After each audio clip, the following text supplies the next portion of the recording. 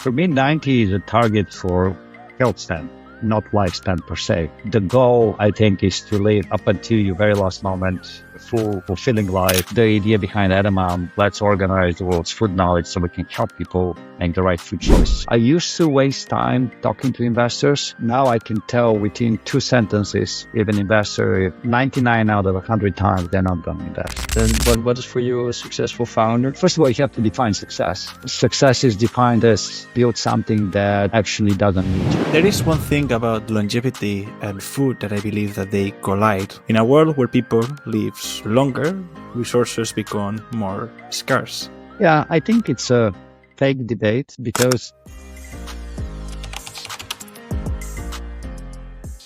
Well, Victor, thanks a lot to come to Tomorrow's Bites. We are really excited about the conversation that we'll be having today because in the prior time that we talked, I think we touched many interesting topics about the importance of food and also the part of longevity and also the fact that you have a super interesting professional pathway that we believe that it can be really, really interesting.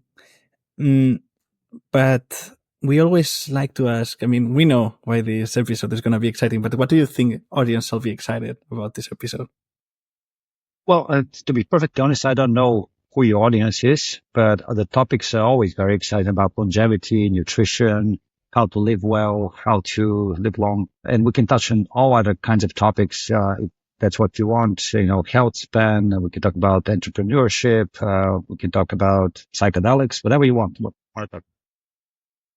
Wow, that are a lot of topics, Victor. I mean, not everyone can do this. So to better understand who you are, like, could you describe yourself? Because how did it happen that you got like so many topics that we could actually discuss about?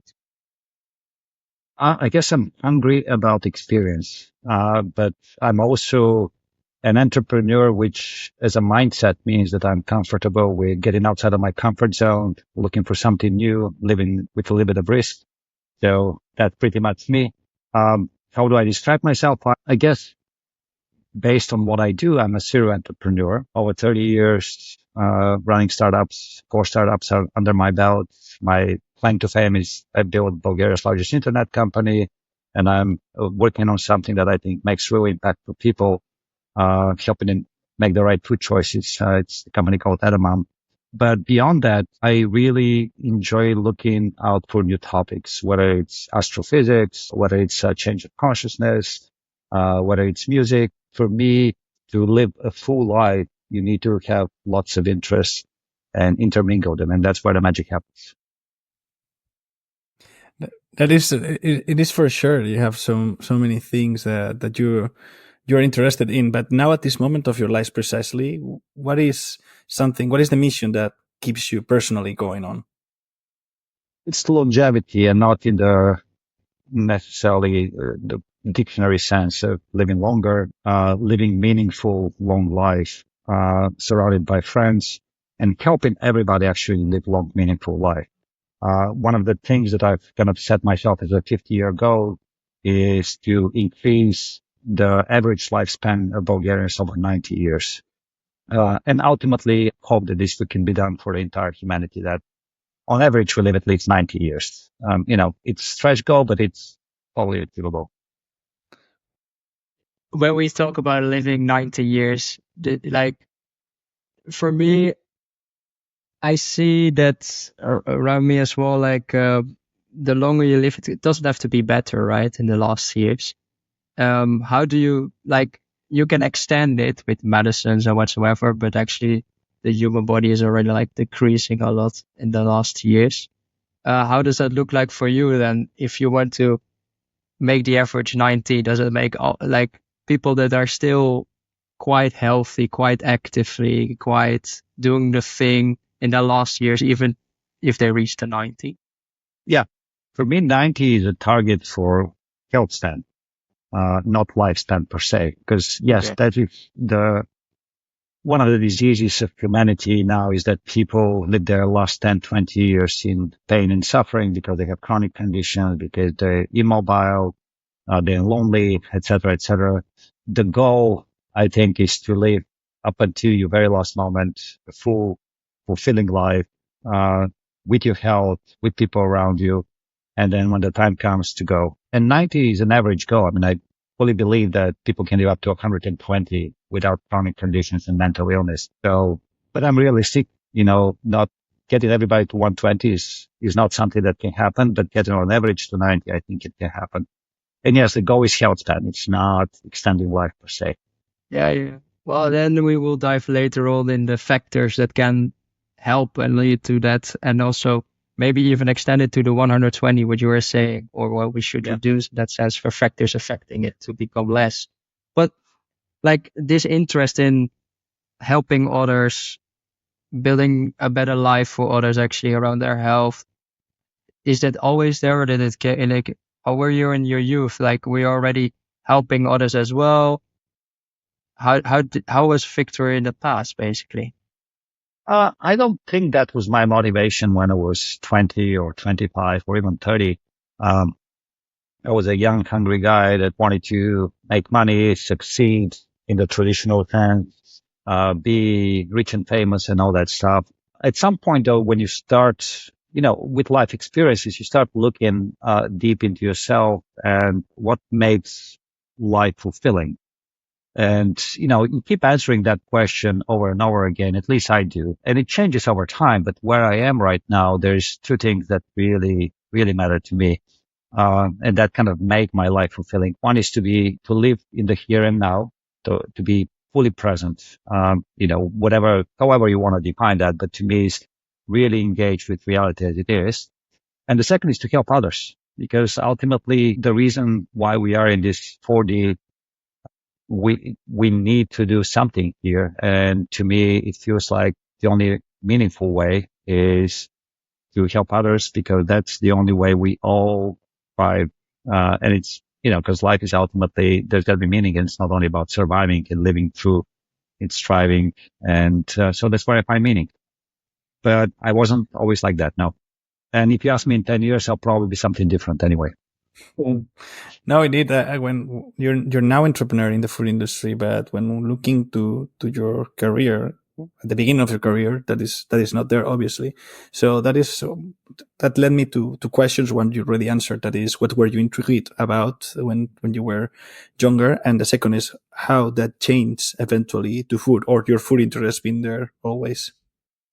The food industry has been always there. I mean, who doesn't like eating, right? So, but I have had experience with, my mom, my grandma, being around the kitchen, smelling food, eating food. And at some point, so I'm Bulgarian. I went to study in the US college. I spent a year abroad in France and lived with a family, and then really got impacted how much the French talk and think about food. And I started cooking. I was cooking before that, but at that time, it was 1994, so about 30 years ago, I started cooking and really experimented with food. And it's been 30 years, and I've been cooking almost every day. And so that interest, the meditative process of cooking, the smells, the colors, the cutting, the getting together of a dish, then sharing the dish with people, that is a true passion and a hobby. And that's kind of what got me into the food tech space, so to speak. I was just thinking that I've been recently in the US. I'm a Spanish, so I'm a person that has lived a lot around food and really appreciates food. And I think that being in the US for a couple of weeks already teach you to appreciate your home food a little bit more. I don't know if when you were there, you also had a little bit that experience of that the way that at least American people, as I said, or at least experience of somebody that goes visiting uh, was that, I don't know, too much food. They tend to not cook. Maybe before they cooked more than do it now. It really depends where in the US. I don't think if the US can be defined categorically as one place. It's kind of like saying eating in Europe. You know, people in Finland and people in Italy eat differently. So in the US is the same way. Places I've spent the most time, which is New York, San Francisco, California, have a lot higher appreciation of food, a lot more kind of health consciousness, and also a lot more access to, for better or worse, to good ingredients and ability to cook. And New York in particular is a very foodie culture. So it really depends where you are. But yes, across the board, if you take an average of America, people do eat too much takeaways, too big portions, you know. Hmm. Also, regarding your professional career, there are two positions that really draw our attention. And the first one is what you already mentioned, is the fact that you were your first experience as co-founder and CEO of the first internet company. It was the first internet company in Bulgaria. Not the first. It became the largest. It was probably among the first. We all started at about the same year building the internet in Bulgaria, but we weren't the first. The internet media of the big ones, I think we were third. And then there were also the internet access companies. You know, if you remember before internet came through cable TV or satellite dishes, it was, you know, cables across buildings, et cetera, et cetera, et cetera. So we weren't that, but not first, but among the first. Yeah, it's because, of course, we are born in a generation where internet, it was not there when I remember being 7 and not having internet at home. And I remember the day that my parents bought like this little thing you could connect to a computer, and then you would have internet. But yeah, we take it for granted now. But how was for you like that experience of, if not also not being the first, but bringing the internet to the many houses and seeing the impact that could have to, because internet probably is the most important invention, revolution, however you want to call it, in the last 100 years. Look, it was exciting for sure. We didn't know what we didn't know, so we were completely unafraid. Let's make it happen. And a lot of it was kind of apostle work. You know, we needed to educate people what internet is, you know, how do you use it? What does it mean, a web page? You know, what's an impression once you start doing the business model, you know, advertisers, you know, all that stuff.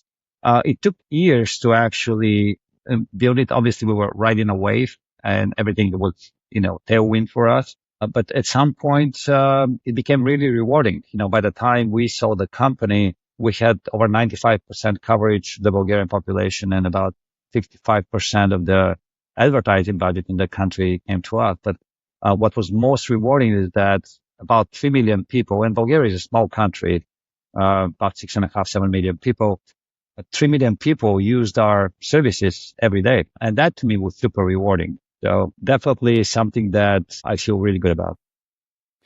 Okay. And secondly, the other position that we don't need to talk a lot about it. It's just, I think it's quite funny. Never expected that in this podcast we would bring ex-vice president of Playboy, according to LinkedIn. There you go. So I only have one question. Like, did you meet Hugh Hefner? Yes, I did. Well, at the time I met him, he was an old man that didn't move too much. He would come around, shake some hands, and then go back to his room. So it was like, I mean, that was 10 years before he died, more or less, no? 10, 12 years before. I don't think I know when he died, but that was, 2004, 2000, you know, something like that. So well, it's an icon of longevity for sure. He had his ways. Yes, he has his ways, indeed.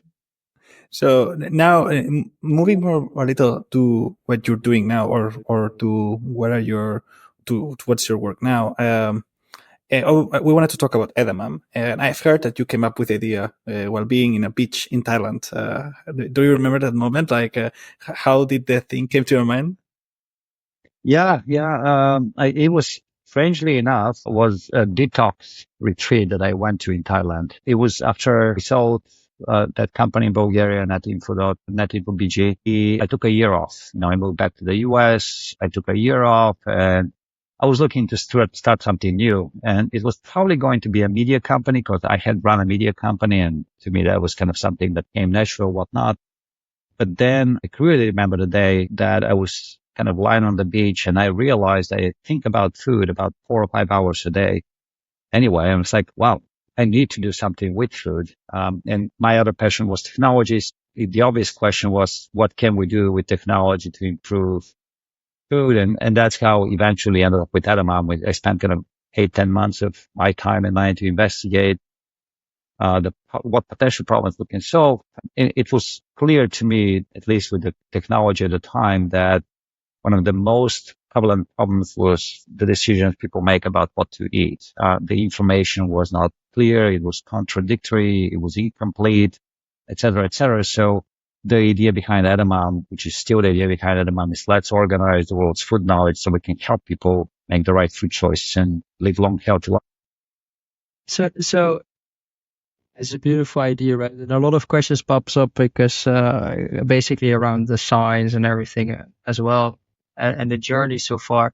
But like along the way, how did you find product market fit with this idea? With difficulty. Initially, I thought that it will be a direct-to-consumer company. We actually spent about 5 years building applications for people to find recipes, be educated, etc., etc. Eventually, we realized two things. First of all, we are finding a good business model. People were not expecting to pay for something like that. They expect to be free. And the other thing is that we were not actually really sticking to our mission.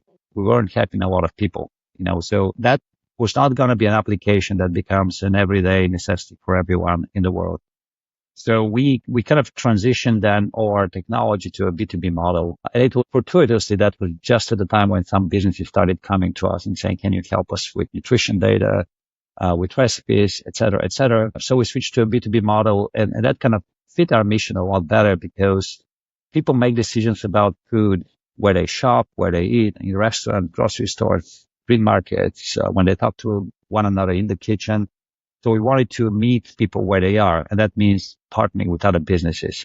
Eventually, we started finding product market fit at that time. And over time, as you talk to clients, you realize what are the real problems you can solve and should solve. And yeah, eventually it got there, but it wasn't a year in and we know the product market fit. It probably took us 6, 7 years before we got there. Yeah, oh, that's cool.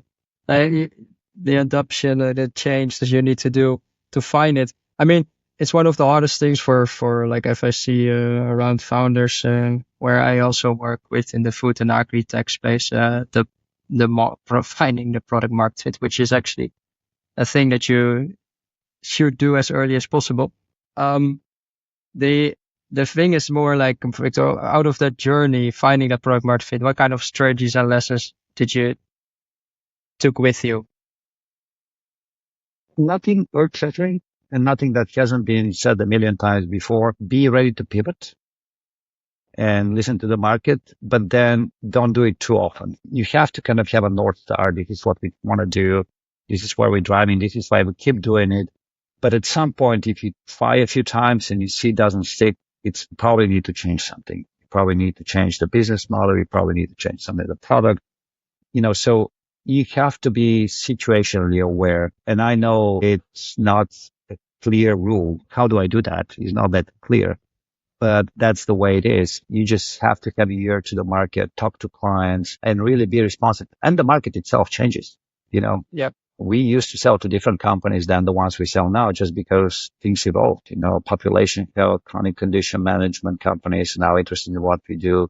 Food as medicine in the last 2 years really became a thing. So, 10 years ago, it didn't exist, So 10 years ago, even if we wanted to do food as medicine, we wouldn't have anyone to sell to. So no, there was no business plan. Yeah, there is this thing with, so just a comment. There is this thing with flexibility that I think you're right, Victor. No, you have to listen to the market. You have to, but at the same time, you also have to be really clear on where you stand for and what is what you want to offer. No, so I think that this, for entrepreneurs or for anybody starting a project, it's really important to see okay, what is the consumer want and what is what I want the consumer to want, in some way as well.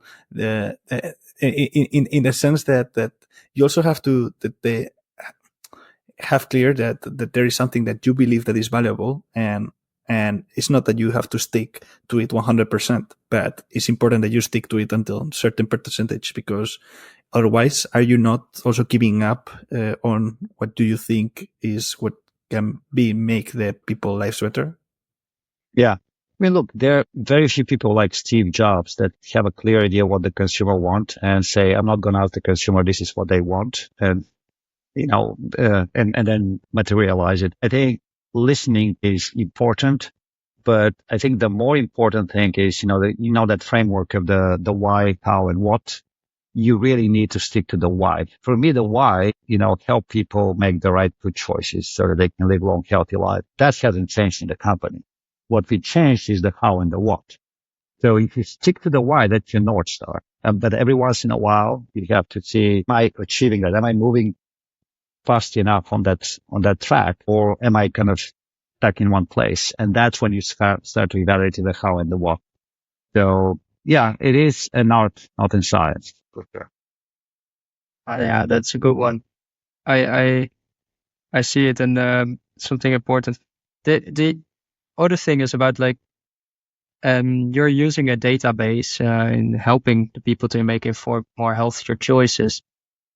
How does the database help actually consumers to make better decisions? And because all the other thing is as well as like, how is this database built up by science? And I can imagine, as we also said, like probably over time, what we are finding now, assuming healthy within food, can be also considered unhealthy in, let's say, a few years. It can be debunked by science in the end. Yeah.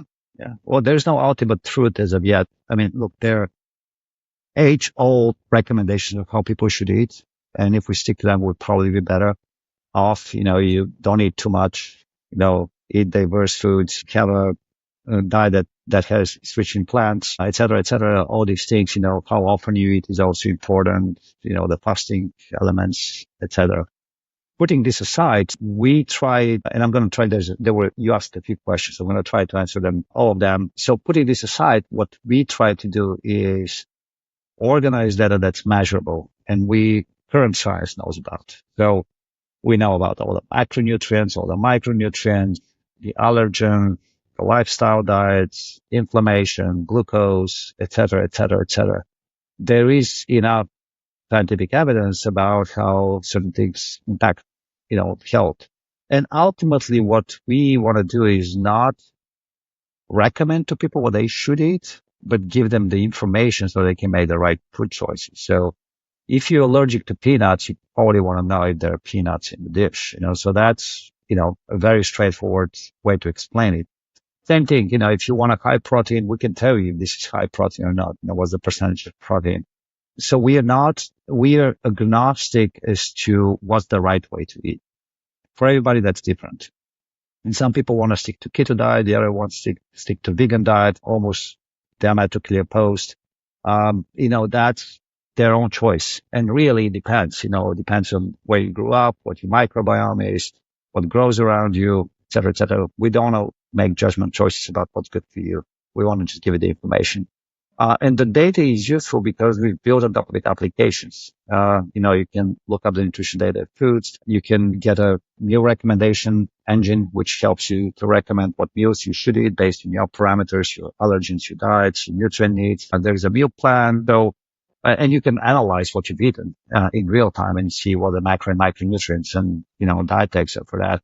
So all of these potential interfaces that our clients use to present to their clients, to their employees, to their patients, to be able to facilitate that choice.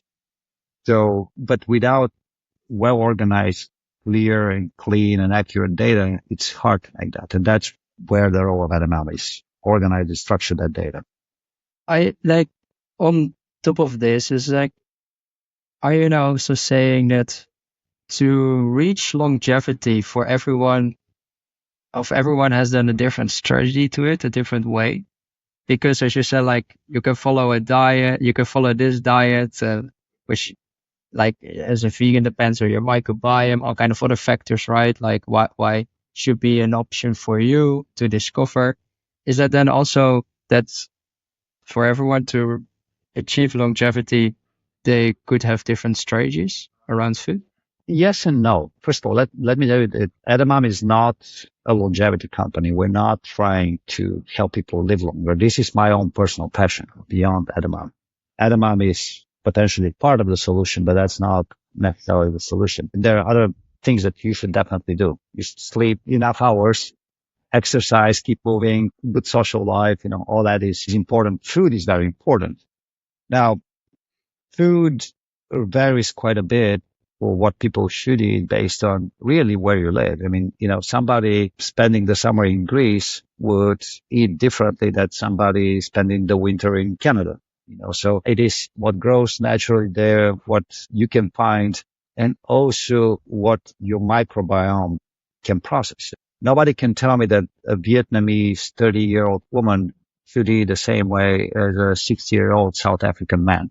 Those are two different people living in different continents with different cultures, with different microbiome. So it is individual. That being said, the principle that I mentioned before, don't eat too much, have a rich, diverse diet, helps everyone. Now, what does that mean in your locale, in your season, in your social environment? It's up to you to determine. But yes, so there's no one diet that fits all, for sure. I have a question. Who are the customers? Or yeah, not the question. Who are the customers of Edamam? Who are the services that are making use of these databases, apps? Yeah. Okay. Yeah, we have quite a few apps. So, there's different businesses. All these clients are food media companies like Food Network and New York Times Cooking and America's Test Kitchen, et cetera, who actually use our technology to append nutrition to their recipes. We work with food companies like Nestle, Barilla, McCormick, Diageo, Pepsi, et cetera, different use cases there. We work with some technology companies like Microsoft and Amazon. We work with health and wellness companies, whether it's for chronic condition management like Virtu Health or for wellness, kind of like Noom and MyFitnessPal. And then there's a ton of apps that use, and we have probably about 190,000 developers that have started some kind of application on top of our APIs. And honestly, I don't know all of them, but some of them I do know. A lot of companies are using our technology to provide meal plans, to provide personalized meal recommendations, to surface recipes, et cetera, et cetera. But again, it's here agnostic as to who the customer is, as long as they find the use of our technology to, build up kits of it. Yeah. Yeah, because because I guess that that they use that fitness apps, for example, make of it, and they use that Pepsi or Nestle make of it probably will be different, and will be for different purposes even. Yeah, the use cases are not that different across the board. People need to log their food, track what they've eaten. People need to get recommendations what they should eat, and whether it's individual meal or meal plan. Those are the basic use case. Ultimately, the question we help answer is, what should I eat? And we just provide the data for that. So like one of the companies is MyFitnessPal. I also, so do you then like also collaborate together to gather the data basically? Because if I know, for instance, when I used MyFitnessPal, you can scan products as well, and then you can even adjust it sometimes. We don't use user generated data. Yeah. Okay. All of our data is collected through databases. We used nutritionists and dietitians over time. We clear, whatnot. So what's important for us is the accuracy of data.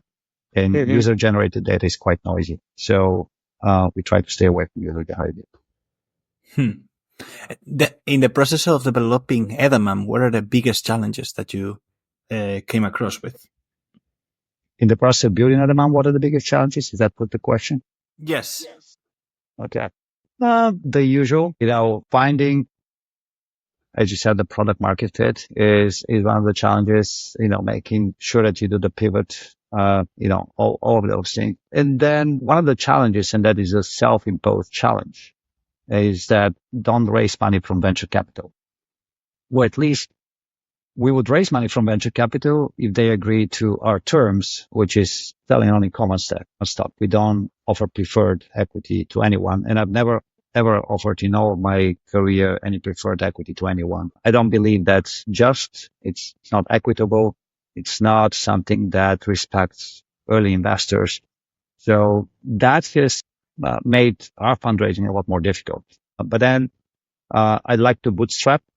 So we bootstrap the company as much as possible and raise money only from what we call mission-aligned investors, people that are willing to give you money because they believe in the idea and they're willing to stick with you 10, 15 years for as long as it takes. And they fully believe in you.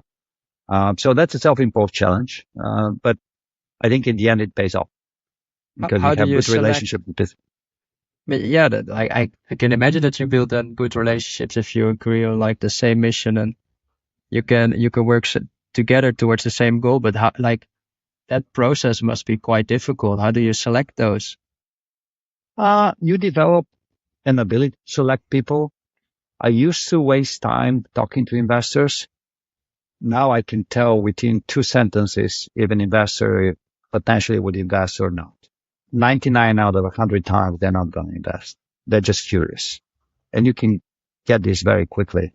So I try not to waste time. And oftentimes you can screen people even 3 emails without even talking to them. That's the way it goes. And then once you establish your reputation, people know you, you get referrals, etc. And at some point, you know, you stop raising. I mean, the company is profitable now, so you don't necessarily need to raise. It'd be nice if we raise money because we can, invest a lot more in generative AI and whatnot, but it's not a must. And I want to emphasize another thing as a philosophy of the company: growth is not an objective. And that is the VC model, right? You raise money to grow fast so it can return 5x, 10x, whatever. Our mission is to help as many people as possible make the right food choices. And you don't have to grow fast to do that. Through our partnerships with all those big companies I mentioned, Microsoft, Amazon, there's another really big technology company I can't mention, Food Network, New York Times. We reach probably well over 1 billion people with our data. And we're achieving our mission. It's not necessarily growth driven, but ultimately, that's what makes a life fulfilling. It's not returning money to investors. It's having an impact on people's lives. That is really beautiful. Yeah, that you said. We really want to dig in one of your interests, that is longevity. In the end, of course, if it's something that you like to talk about, we are more than happy to, to hear about it. Sure. Yeah. And Let's do it. the first question I have is, I would say, is quite bold, because I think it's really direct and really plain and really simple. But I think it helps to start creating the discussion. It's like, when you say that you would like to live longer, ultimately you would like to be immortal, or No, I don't believe immortality is achievable. And I don't think that it's even desirable, even if it was achievable. There is a natural cycle of life for everything. Everything is born and dies. I mean, it's like, the old Buddha saying, impermanence is the only permanent thing, right? Mountains appear and disappear, right? You can argue they live, millions, maybe even billions of years, but they appear, disappear. The earth appeared and will disappear one day. The sun is going to swallow it. So, from that perspective, there is a natural cycle to everything. And whether your natural cycle is in the concept that we've created as humans of time, and that natural cycle is one day, one decade, 100 years or 1,000,000 years, it doesn't matter. There's a natural cycle. So I don't think immortality is desirable or a goal. It's not natural. I do want to live healthy and fulfilling life. And I do believe there is, biological meaningful limit to that. It's about 120 years from what we know currently. And that will be a goal, to live to 120 in a healthy state without chronic conditions, without mental illness and whatnot, because it's achievable. And because the more you live in a healthy state, the more you can impact the world and the more the world can impact you. But ultimately, it is not an immortality. If I get hit by a car tomorrow, knock on wood, okay, fine. I've done well so far, and I'm totally fine. But do you think then like, what do you think of the role in food in longevity? It's crucial. It's one of the 5 elements that are absolutely crucial. Like I mentioned, sleep, exercise, contemplative practice, whether it's meditation, prayer, whatever it is, social life, and then food. Food plays a very big role because it is essentially the medicine that you put in your body every day, few times a day. And it educates the biochemistry of the body. So as a biological system, the food is probably one of the things that most impacts how it operates. sleep also changes the biochemistry. Exercise does as well. So not, downplaying those, but food is one of the main elements. And I don't know, I can't put a percentage, 20, 30, 40% of your longevity depends on what you eat, but it is a very important factor. I, I am curious, what do you think about the work and research of Brian Johnson about longevity and what he's doing with himself? Oh, I think, look, a lot of people have contradictory opinions about Brian Johnson. I actually respect him because he is willing to do an experiment that can ultimately be helpful to other people, right? Few people want to be in that group where they say, I'm going to do all these crazy things, leaving the money aside. Even if you had money, there's a lot of multimillionaires and billionaires that wouldn't do it because from the outside, it looks like torture, right? And he might be feeling really well and whatnot, but okay, he finishes his last meal at 11 o'clock. He takes, I don't know, 150 pills. He's constantly under red light and whatnot. It's all good. Whether he lives long or not, I think is less relevant. I think he finds meaning in that. And that's what's important. It's not the self-fulfilling goal of living long. He shares all this research and says, hey guys, here it is. You try it. Tell me what it happened. I think that's important because, all the scientists are doing experiments in mice. That's great. Now we know so much about mice, but we know very little about humans. By definition, longevity experiments in humans are very difficult to make. So he's basically making an experiment. It's N of one, but hey, it shows something. So I respect him for that. There is one thing about longevity and food that I believe that they collide when it comes to the food system. In a world where people live longer, resources become more scarce. Now, that is the thing that we already live in I don't want to say overpopulated planet, but we live in a really populated planet. And, well, it's difficult to know if it will go to more or to less. But how do you look at this resource efficiency debate around people living longer against the fact that of course we want to live longer, but that means also using more resources? Yeah, I think it's a fake debate because as things are going, first of all, even if the climate change doesn't, kill a lot of people, and God forbid we have a nuclear war, kill a lot of people and whatnot. There's so many existential risks that the probability of them happening is increasing very, very fast. Even without that, the population growth is slowing, and ultimately, whether it's 8 billion or 10 billion, it's less of a question whether you can feed. You can feed 10 billion people with the current sources. And I want to emphasize, I don't think of those as resources. They are sources of energy, right? Ultimately it comes from the sun, and it's a source that, through plants, through the miracle of photosynthesis, create actually chemical energy that you consume, turn into electric energy. You have the ability to move and to live. So we currently, as humanity, produce enough food to feed 10 billion people easily. We waste 30, 40% of it. It goes in the garbage.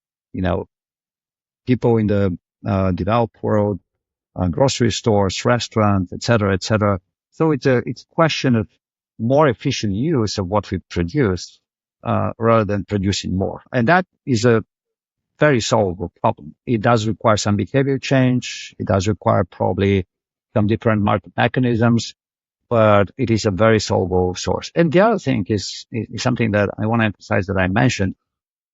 For a lot of people, and there's definitely people that are undernourished, they don't have access to food, but probably for 4 to 5 billion people, we eat way too much. That's why we are obese and have chronic conditions and whatnot. So if everybody reduced, just for health reasons, reduce their food intake, I think we'll have quite a bit of extra food to go around. And maybe, I don't know, there's contradictory opinions about GLP-1 drugs, with Ozempic and whatnot, but people eat less when they take those drugs. So maybe that's a way to solve it.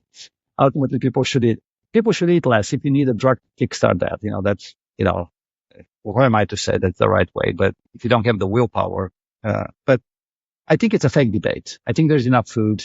It's a question of how we distribute it. I agree. I think that the solution is there.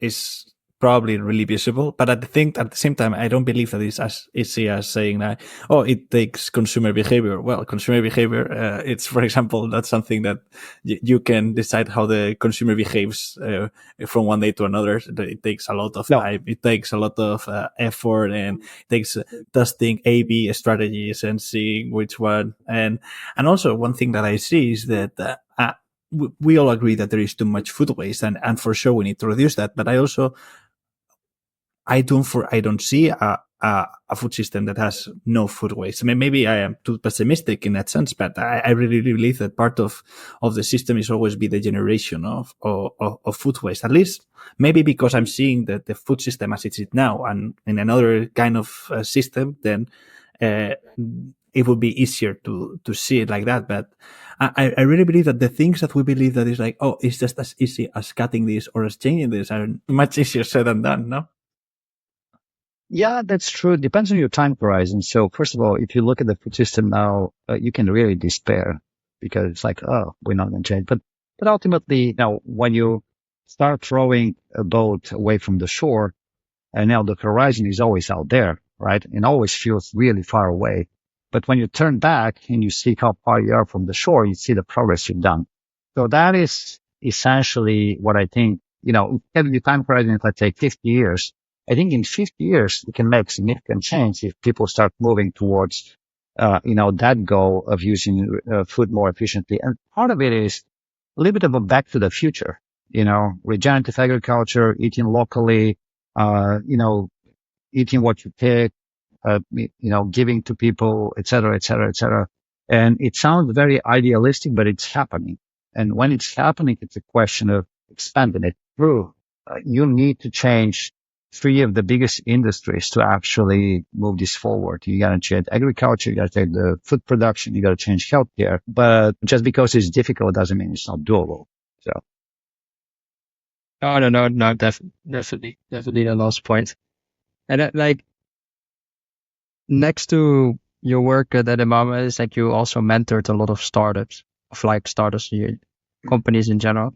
I want to dive into that part as well because I think that you have so much knowledge in that sense to share.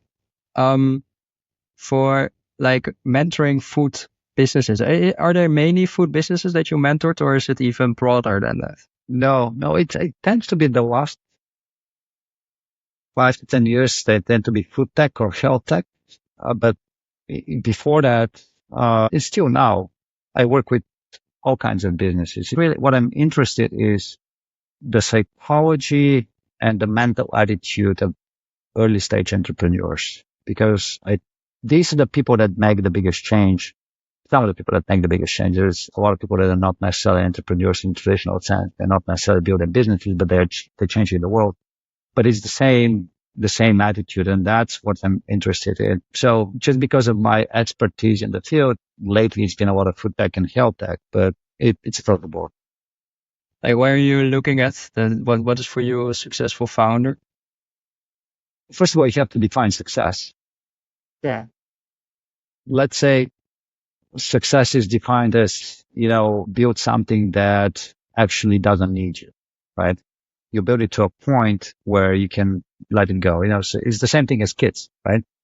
If you successfully raise a kid, at some point they don't need you. They can live their life. So I think that's the way I think about companies. And to do that, I have found over the years that there's only two things that a founder needs to be successful. And those two things are passion and patience. And because if you're not passionate about what you do, at some point you're going to tire. You're going to wake up and say, this doesn't feel good. I'd rather go, sail a boat, hang out with friends, whatever it is. And think it's going to fall off. And then the other thing is patience, because inevitably when you do something new, you have hurdles that you don't know are going to come your way. Inevitably, that everybody faces the ups and downs and whatnot. And it's important what you do in the down moments, because the light is brightest when it's the darkest moment, right? Just before dawn. And it's the same thing. It's just making the next step when things are the hardest, when you think nothing is possible anymore, still persisting, making the next step. This is what makes a founder successful, because, the people that make the next step when, pardon my French, shit hits the fan are the ones that succeed. Mhm. Could you learn this? Or is it naturally? It is to some extent something that you learn. All of us learn it. I don't think a 1-year-old necessarily has a patience or passion for anything in particular. Maybe they have passion for breast milk. I don't know. But, it is, you learn it, and it's the environment you learn it in. It's your parents, the people you grow around, your friends, et cetera, et cetera, et cetera. So it's a learned skill. So it is a lot easier to learn when you're young, but it's not impossible to learn it when you're old. And so it just takes a lot more effort. So, and again, it kind of a bit of a circular logic, but you have to be passionate and patient to turn yourself into passionate and patient person. But if all of us have some goals, right? And if you just stick with the goal, you'll succeed. I mean, there's the famous adage of, the 10,000 hours that you put in something, to become good at, that's the same logic. Sound like this, you could, as a mentor, you could explain this in just a few minutes to the founders and say, like, this is how these 2 points are where you should focus on. But I believe that mentoring is more than that, right, Faith? Or like you will go along with the business. Like, what are other, like, let's say, what are other mentoring strategies that you give them? Like, let's focus on the food tech then for the last time. What kind of strategies do you give them along the way as founders, how to build up the next solution for, let's say, sustainable, healthier It is. future? It's not one size fits all. It's the same like with a diet. So every single founder, every single startup at any point of time has a different problem. Right? What I'm good at is, first of all, helping them through the difficult times. So when people say, I can't do that anymore, I'm the cheerleader that says, yes, you can. And here's how you do it. Tomorrow the sun's going to rise again. It's not the end of the world. You get up and you do the next thing. So that's one thing. But the other is, specific problems. Okay. So yeah, I have a marketing problem. I cannot raise funds. My team is leaving me. How do I keep them? All that stuff. I'm quarreling with my co-founder. There's all kinds of problems. And there's not one answer because you have to understand the specificity of the situation for that particular founder. But what I'm helping to do is give them frameworks to think about it. So parallel, this problem is like that problem. And ultimately it just, it goes back to my previous thing. What I'm doing is giving them peace of mind that they're okay. And, whatever the outcome is, actually, they should be okay with that outcome. Yes, they should strive for, closing the round if core investor has just pulled out and whatnot. But if that doesn't happen, it's not the end of the world. Let's move on. Let's figure out what's next. The other day I read in LinkedIn a post from a person that had been looking for a mentor for a long time, but he had little or none success. What are the keys to find a good mentor, in your opinion? Couple of people we know, it is very hard to approach somebody and say, I have a problem. Can you help? Because most people are not just sitting on their hands and it's like, oh, I have so much knowledge. I want to share it with somebody. I'm just waiting for somebody to ask. You have 24 hours a day. All of us do. And you fill them up with things that are meaningful to you. To put aside some time of your day for someone you don't know, it's going to be difficult, because you don't know what the impact is of that activity. And, every once in a while, you may have like a little bit of free time and pick up the phone or answer the LinkedIn request and whatnot. But for the most part, it doesn't happen. So if you're looking for a mentor, it's like raising money or finding customers. You network yourself to it. You ask the people that actually know you and trust you.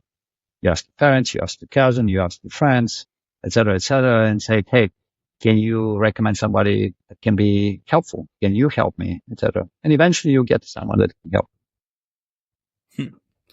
Well, Victor, we are really reaching the hour, and we need to be start to think about closing the interview. We had many questions that still want to do, but hopefully we can have a second part someday, and we can talk Yeah. about this. Maybe we will discuss about this in the in the after podcast.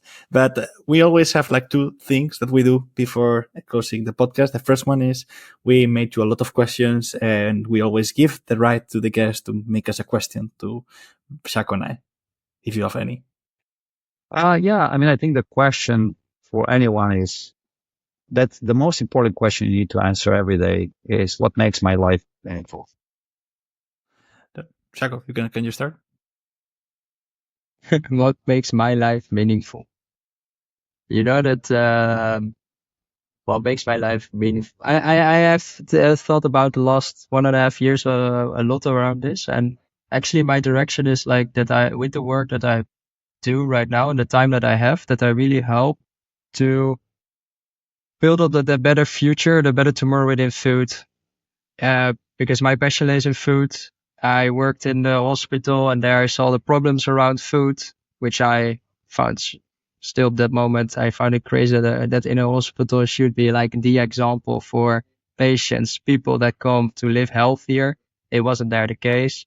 And then I was like, there are a lot of problems in food. And eventually now I'm really focused on like trying at least to solve them with the work that I do. And that is by now in this case, the podcast sharing these stories, informing people and inspiring people because the change is happening, but not of much are people, as you said, also aware of it. And, because I think there's still the narrative that is mostly push forward is that there's only problems within food. And the other thing is that, yeah, with the work that I do now as StarLife is also helping the startup founders and startups within the food and agri-tech on that sustainable future. It's like my time is selected for it now. So yeah. For me, of course, apart from personal relationships and these things, these kind of things, what drives me is to make the world a better place than what I found. And for me, I believe that I try to do it through the things that I believe I can do well. And one of them is communicating. And also I like teaching. I like, so trying to make others realize, think, about the world and how is it now and how it can be better. So, and that is how I try it through the podcast and through any future, thing that I do, I believe. And the last question is we do it to every guest. It's an important one, really difficult.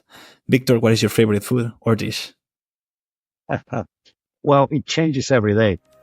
Yes, I'm exactly. very promiscuous. I'm very promiscuous when it comes to food. I try to experiment with new ingredients, with new dishes. I very creative in the kitchen.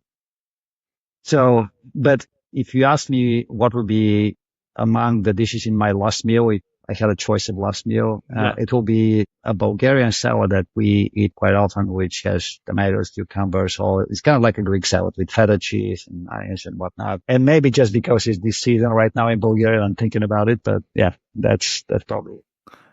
Sounds delicious, and I don't know, I love salad, so I can really understand it. Well, Victor, thanks a lot for the time that you has granted us to have this conversation. I believe that for our audience that is really interested in the food industry, and it had been a great conversation, not only because discovering maybe what Edamam does, but also for all the nice advice that you gave around working in the food industry and even just being an entrepreneur with an idea and with trying to make people's life better. It's really appreciated what you do, and we just wish you the best with it. Thank you so much. Thank you.